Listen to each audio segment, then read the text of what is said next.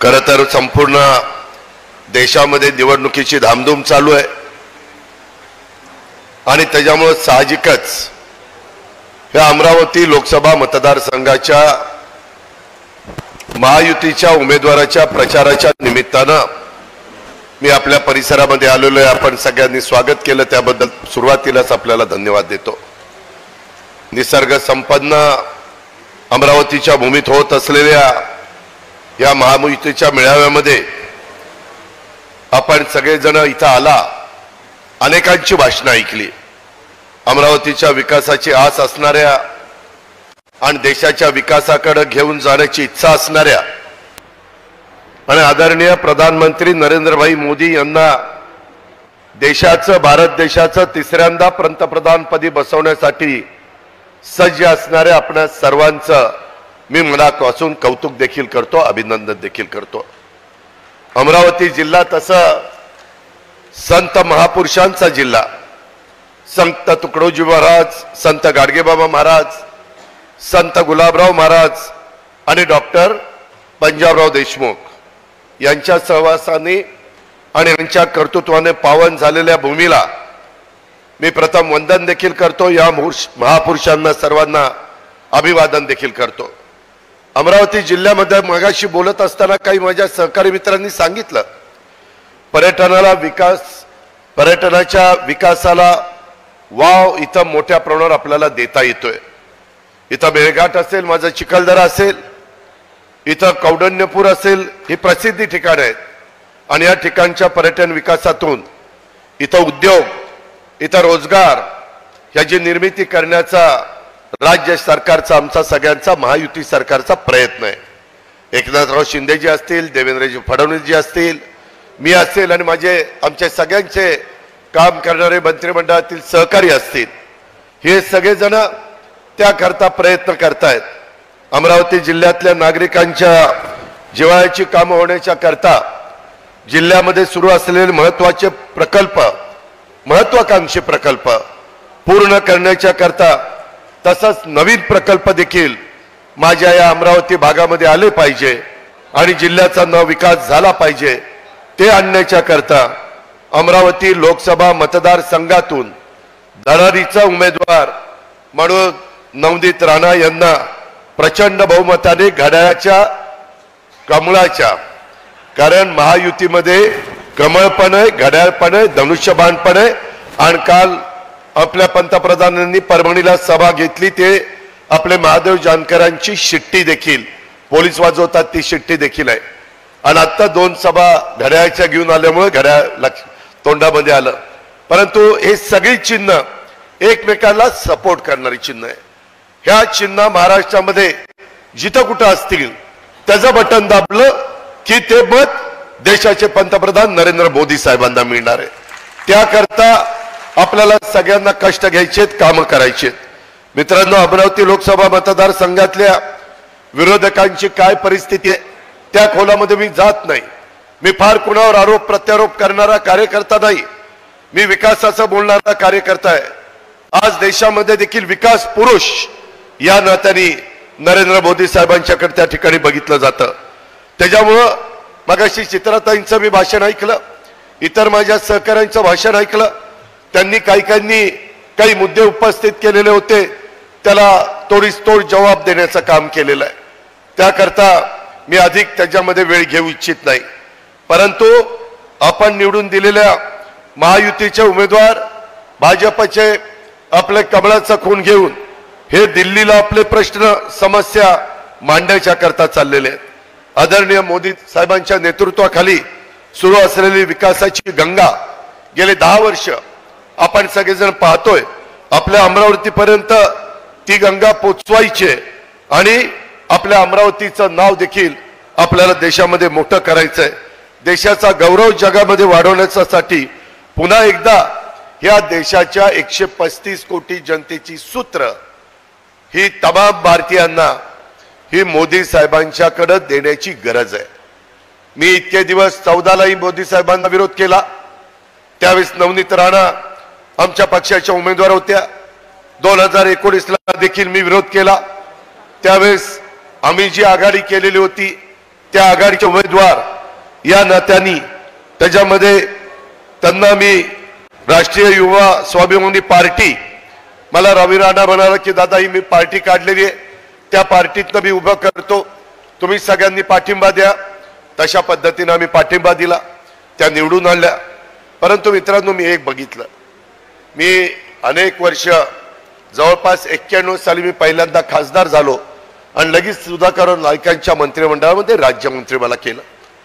तेव्हापासून आजपर्यंत मी महाराष्ट्राच्या राजकारणामध्ये काम करत असताना तुम्ही पाहताय 33 वर्ष झाली, काही थोडा काळ झालेला नाहीये. आणि त्यामध्ये हे काम करत असताना मी अनेकांना जवळनं बघितलंय. परंतु मित्रांनो, त्या काळात मी खासदार ज्यावेळेस झालो तेव्हा PV नरसिंहराव आपल्या रामटेकमधून निवडून आलेले होते. त्याच्या आधी ते आले होते, नंतर ते पंतप्रधान झाले. आणि त्या पंतप्रधानापासून मी आता नरेंद्रभाई मोदींची पण कारकीर्द सगळ्यांची बघितली. 10 वर्ष नरेंद्रभाईंची बघितली, 10 वर्ष डॉक्टर मनमोहन सिंगांची बघितली, वाजपेयी साहेबांची एकदा 13 दिवसाची, 13 महिन्याची आणि 5 वर्षाची बघितली. त्याच्या आधीच्या काळामध्ये जे कोणी पंतप्रधान झाले त्या सगळ्यांची कारकीर्द बघितली. परंतु मित्रांनो, तुमच्या माझा देश 18 पगड 12 बलुतेदारांचा देश आहे. इथं युगपुरुष छत्रपती शिवाजी महाराज आहेत. हिंदवी स्वराज्याची स्थापना करत असताना महाराजांनी कधी जातीपातीचा नात्यागोत्याचा विचार केलेला नव्हता. महाराजांनी सर्वांना बरोबर घेऊन हिंदवी स्वराज्याची स्थापना केली. सगळ्या मावळ्यांना त्यांनी एकवटलं आणि त्याच्यातनं इतिहास निर्माण केला. हा आपल्या सगळ्यांना माहिती आहे. आज देखील महाराजांचा इतिहास ऐकल्यानंतर आपली छाती फुलून येते.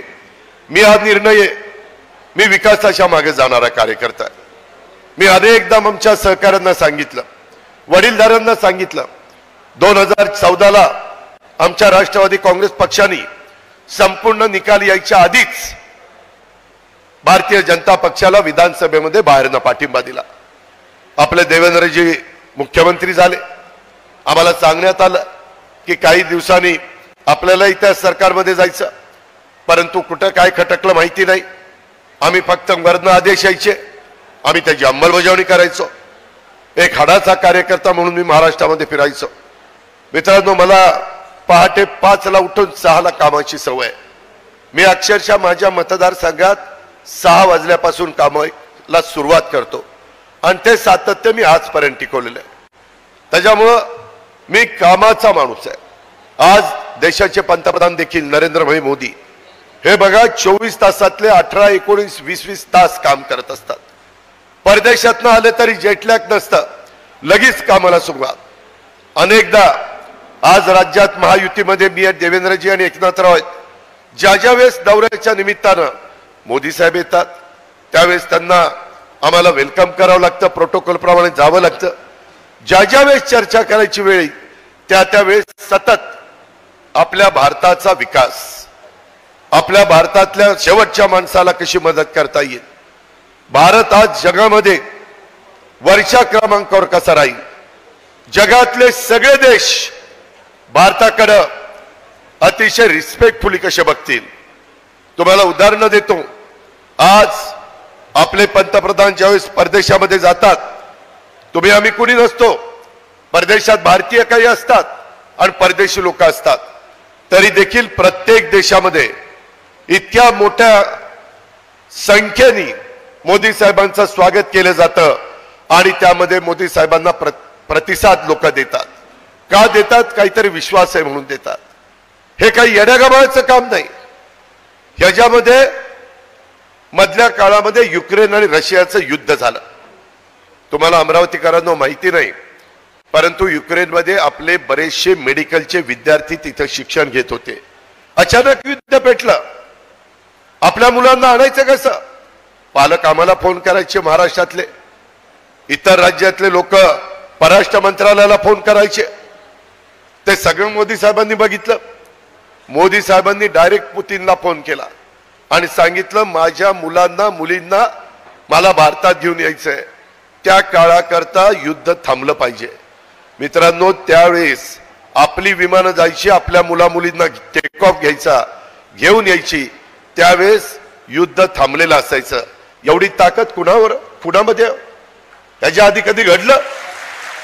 पाकिस्तान सारखं राष्ट्र सातत्याने वाकड्या नजरेने बघायचं, सातत्याने कुरघुड्या करायचं, परंतु जो पुलवामाच्या निमित्तानं दणका दिला, परत त्या पाकिस्तानचं पेकाटच मोडून टाकलं.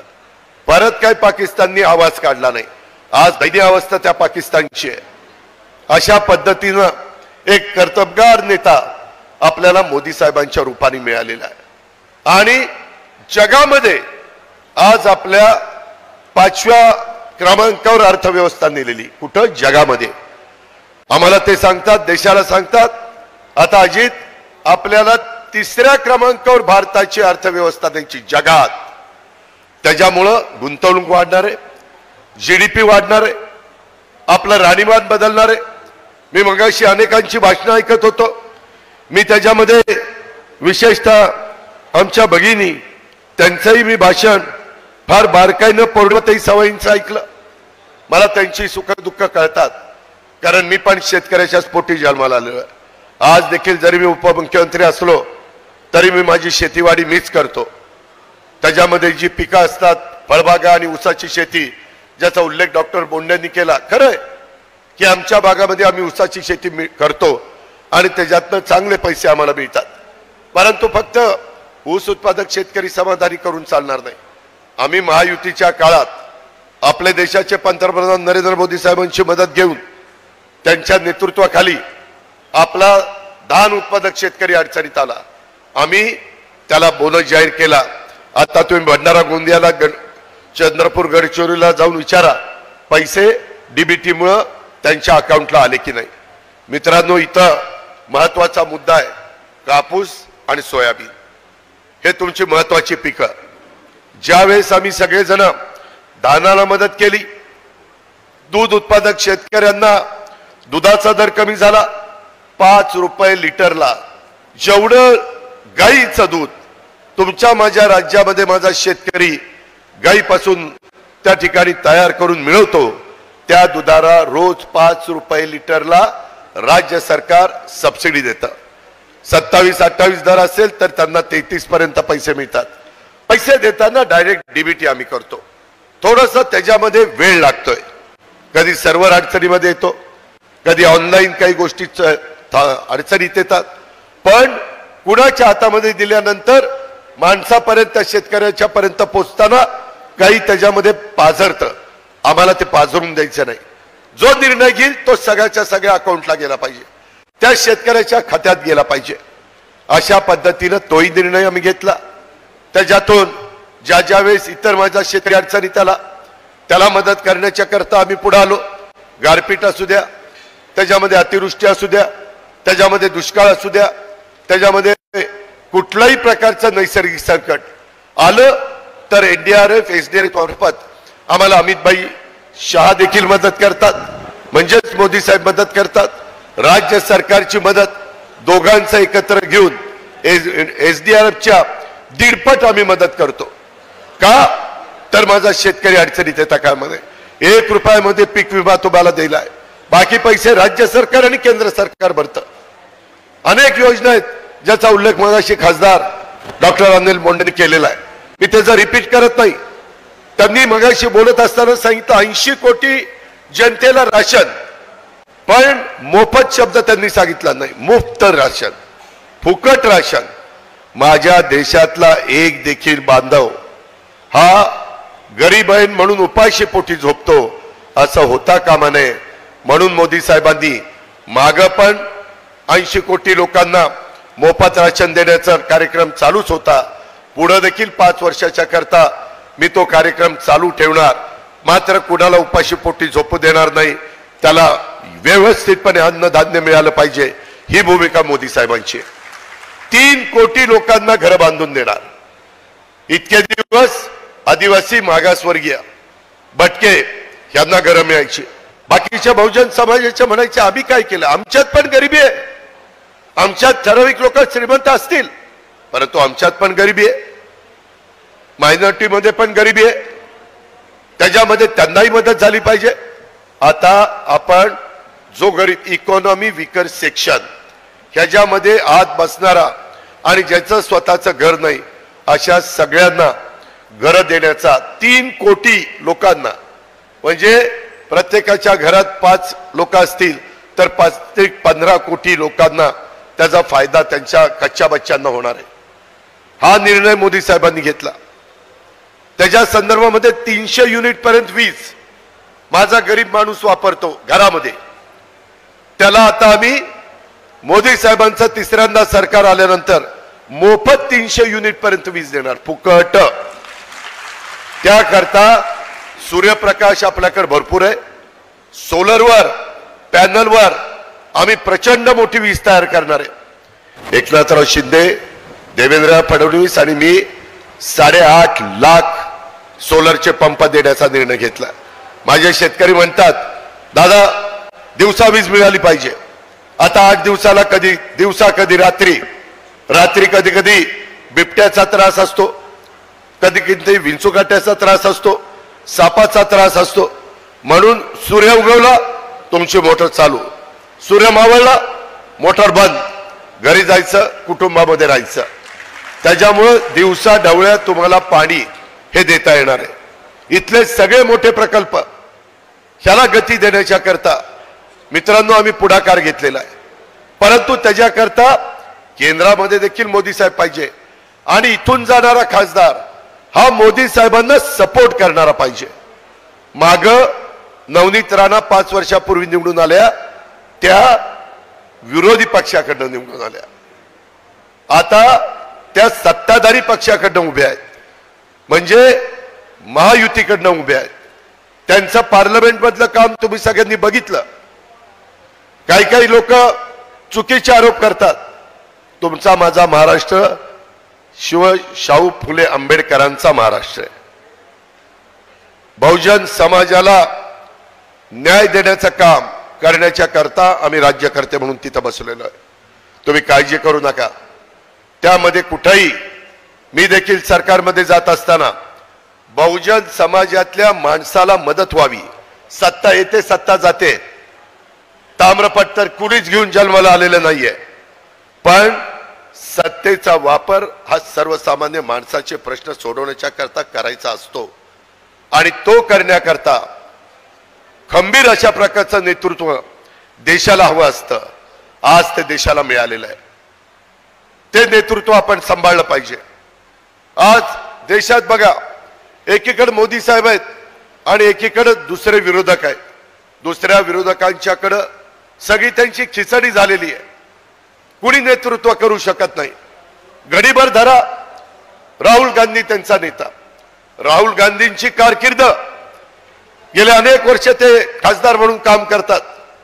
खरं तर डॉक्टर मनमोहन सिंगांच्या काळामध्ये त्यांनी मंत्रिपद घेऊन त्या मंत्रिपदाला न्याय द्यायला पाहिजे होता, परंतु नाही घेतलं. तो त्यांचा अधिकार आहे. आणि मोदी साहेबांची 10 वर्षाची कारकीर्द डोळ्यासमोर ठेवा. मित्रांनो, एवढ्या मोठ्या देशाचा गाडा पुढे नेत असताना प्रश्नाची जाण असणारं नेतृत्व हवं असतं. 24 तासातले 18-18, 20-20 तास काम करणारं नेतृत्व हवं असतं. त्याच्यामध्ये देश पातळीवर काम करताना जगामध्ये देखील तुम्हाला प्रश्नांची माहिती असावी लागते आणि कर्मधर्म संयोगाने ह्या सगळ्या गोष्टी नरेंद्र मोदी साहेबांच्या मध्ये आपल्याला पाहायला मिळतात. त्याकरता आपल्याला त्यांना तिसऱ्यांदा त्यांनी पंतप्रधान करायचे ते सांगतात. अरे 10 वर्ष झाली, ये तो ट्रेलर था, पिक्चर अभी बाकी है. आता त्यांनी आताच ठरवलंय की लगेचच पुढे काय काय गोष्टी करायच्या आणि तशा प्रकारची त्यांचं नियोजन आहे. त्यांची प्रशासनावर जरब आहे. चांगलं काम करण्याच्या करता प्रशासनावर एक कमांड असणारा नेता हवा असतो. तो मोदी साहेबांच्या मुळे मिळालेला आहे. मित्रांनो, आज माझ्या अमरावतीच्या परिसरामध्ये आपल्या हायब्रिड ॲन्युटीच्या निमित्तानं रस्त्यांची किती 1000 कोटीची कामं आम्ही मंजूर केली माहितीये. 2000 कोटी रुपयाची कामं या अमरावती जिल्ह्यामध्ये आपण ॲन्युटीच्या माध्यमातून हायब्रिड ॲन्युटी ह्याच्यातनं मंजूर केलेली आहे. सेंट्रल रोड फंड 300 कोटीची कामं गडकरी साहेबांनी आपल्याला मंजूर करून दिली. कशाला म्हणतात 300 कोटी, कशाला म्हणतात 2000 कोटी? त्या संदर्भामध्ये महायुतीच्या उमेदवार भाजपच्या उमेदवार म्हणून निवडून जातील त्यावेळेस दिल्लीमध्ये देखील तेच सरकार आहे आणि दिल्लीत मोदी साहेब मदत करतील, राज्यामध्ये एकनाथराव शिंदे, देवेंद्रजी आणि आम्ही लोक मदत करू. त्याच्यातून आपला विमानतळाचा प्रश्न, आपल्याकडे जागा विमानतळाच्या करता आहे. पहिली 1400 मीटर होती, त्याच्यात छोटी छोटी प्लेन उतरत होती, आता 1800 मीटर केली.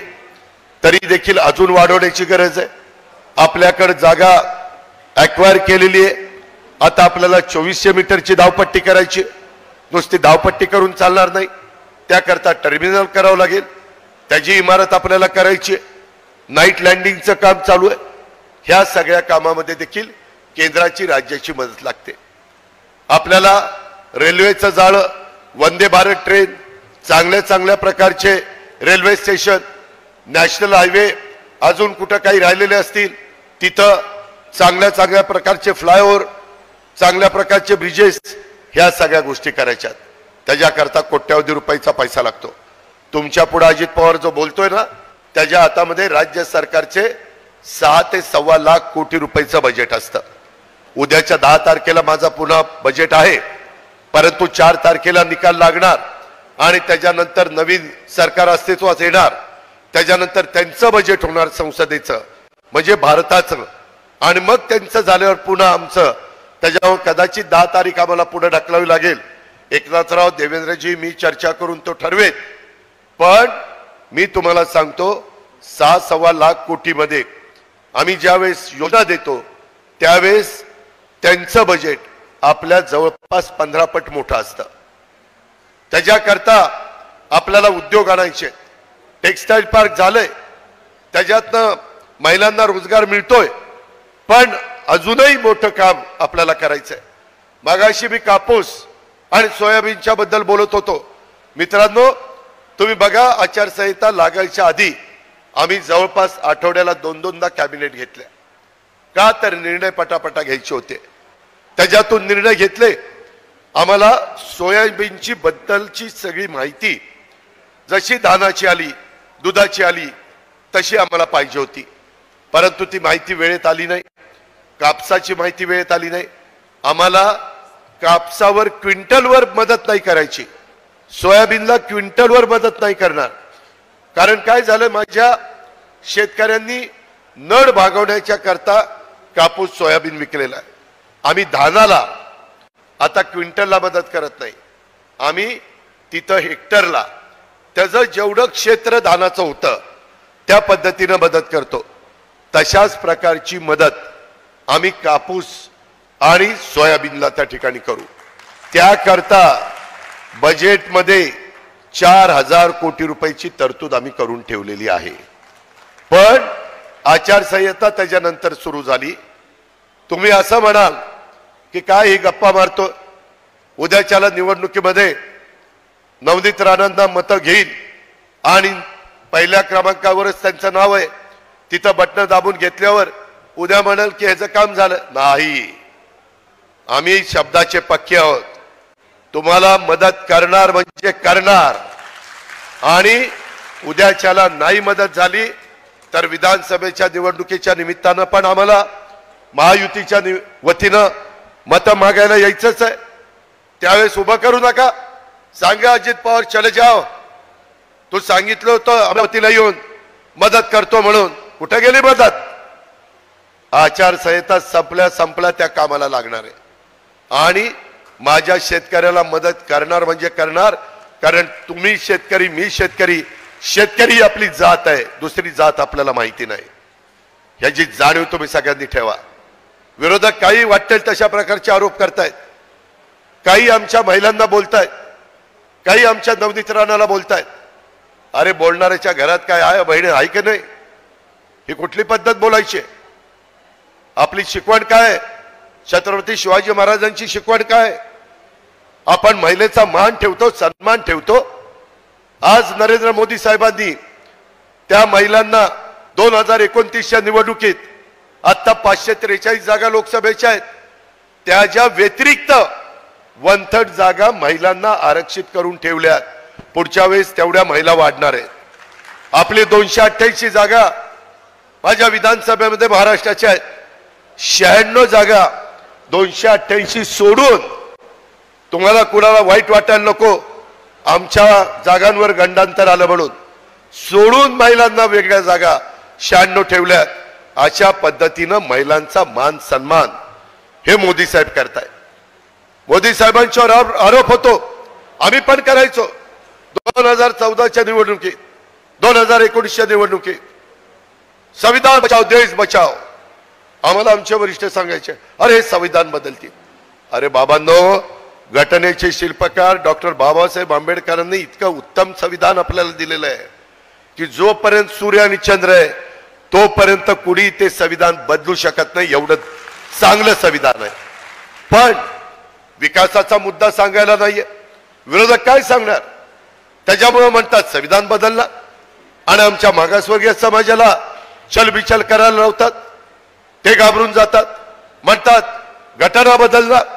मित्रांनो, घटना अमेंडमेंट करावी लागते. इथं बहुतेकांना माहिती आहे, देशाचे पहिले पंतप्रधान जवाहरलाल नेहरूजी तेव्हापासून मोदी साहेबांच्या पर्यंत त्या ठिकाणी आपल्याला अमेंडमेंट करण्यात आलेले आहे. तेव्हापासून आपले लाल बहादूर शास्त्री जय जवान जय किसान 2च वर्ष पंतप्रधान होते. 2 वर्षात तीनदा घटनेमध्ये अमेंडमेंट त्यांनी केली. आणि आतापर्यंत सगळ्या पंतप्रधानांनी मिळून, सगळ्या, त्याच्यात वाजपेयी आहेत, त्याच्यात डॉक्टर मनमोहन सिंगजी आहेत, त्याच्यामध्ये PV नरसिंहरावजी आहेत, इंदिराजी आहेत, राजीवजी आहेत, त्यामध्ये आपले पंडित जवाहरलाल नेहरू आहेत, लाल बहादूर शास्त्री, सगळे जवळपास 106 वेळेला. मोदी साहेबांनी कधी अमेंडमेंट केली? आपलं मागास आयोग ह्याची मुदत संपली होती. ती मुदत वाढवण्याच्या करता घटनेमध्ये अमेंडमेंट करावी लागली. मागास आयोगाची मुदत वाढवायला नको होती?